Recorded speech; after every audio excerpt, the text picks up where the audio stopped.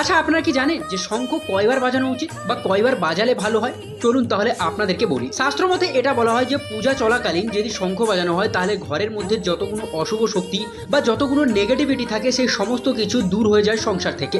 কিন্তু আসলে শঙ্খ কতবার বাজানো উচিত? শাস্ত্র মতে এটা বলা হয় যে শঙ্খ কমসে কম 3বার বাজানো উচিত, আর 3বারের বেশি বাজানো একদমই উচিত নয়। 3বার বাজালেই ব্রহ্মা, বিষ্ণু এবং মহেশ্বর এই 3 প্রধান দেবতাকে আহ্বান করা, মানে সমস্ত দেবী দেবতাদেরকে আহ্বান করা হয়ে যায়।